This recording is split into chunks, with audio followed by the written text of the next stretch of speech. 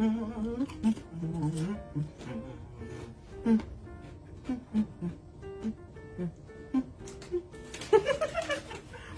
is up, you guys? Hello, welcome back.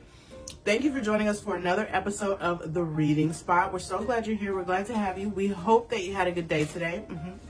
If you do not, don't worry about that. You know what we do here. We have a good book. Hello, that's why you came. We know we're here. And I'm here, and Franklin is here. Frank, say hi. And I know what you're thinking. Brittany, why are you eating chips? I'll tell you. I am eating chips in honor of Black History Month. Hello. Come on, it's February. And I know what else you're thinking. What do potato chips have to do with Black History Month? I'll tell you. Well, a black man named George Crumb invented the potato chip. He was a chef in a restaurant in Saratoga, New York, and a customer sent back their French fries for being a bit too thick. And so Mr. Crumb sliced the potatoes really, really thin, right? And he turned them into these kind of guys. He sent them back out to the table, and the customer loved them. And before you know it, they were on every single table in the restaurant. Yeah, a potato chip. Frank, you want some chips? Okay. Well, enough of all that, because I love a good chip, and you can't eat just one. We also have a good book, as promised, and tonight's book is called, boom, The Most Magnificent Thing. And this book was written and illustrated by Ashley Spires. Okay, let's get into it. Oh, I love a good dedication. You already knew. And this says, for all the little perfectionists of the world. Okay, let's do it. This is a regular girl and her best friend in the whole wide world.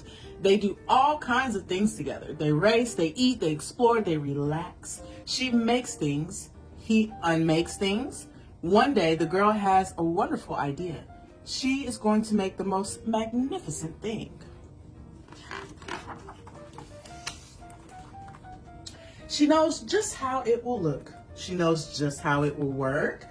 All she has to do is make it. And she makes things all the time. Easy peasy. First, she hires an assistant. Next, they gather their supplies. They set up somewhere out of the way and get to work.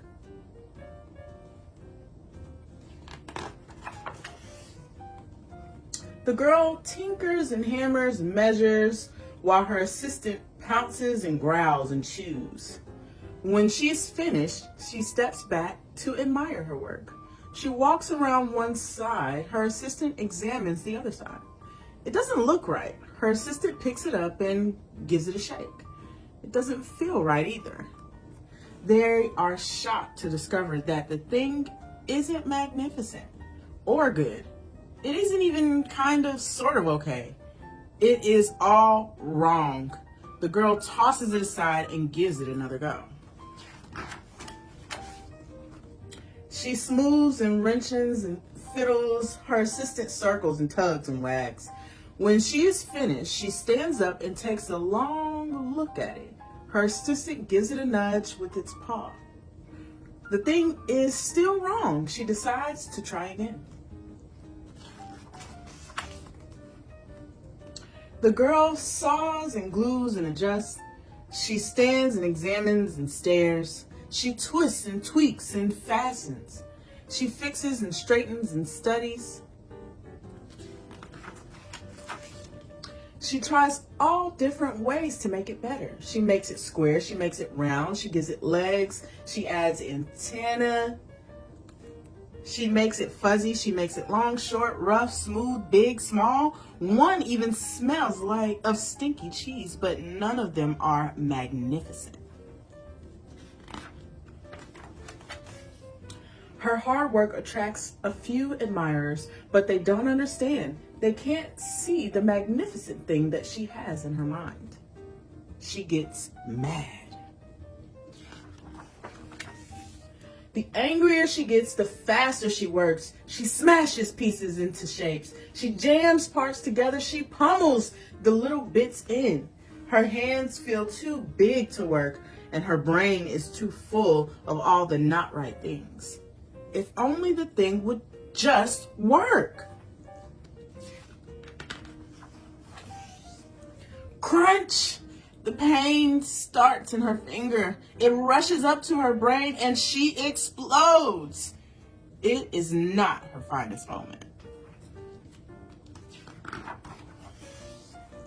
I'm no good at this. I quit. Her assistant suggests a walk. It's not much help at first, but before long she starts to feel different. Bit by bit, the mad gets pushed out of her head.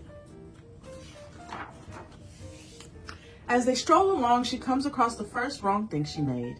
The bad feelings are about to start all over again. Then she notices something surprising. There are some parts of the wrong things that are really quite right. The bolts on one, the shape of another, the wheel to seat ratio of the next. There are all sorts of parts that she likes. By the time she reaches the end of the trail, she finally knows how to make the thing magnificent. She gets to work. She works carefully and slowly, tinkering, hammering, twisting, fiddling, gluing, painting. Her assistant makes sure there are no distractions. This is the perfect thing to ward off bears. This will stop that leak.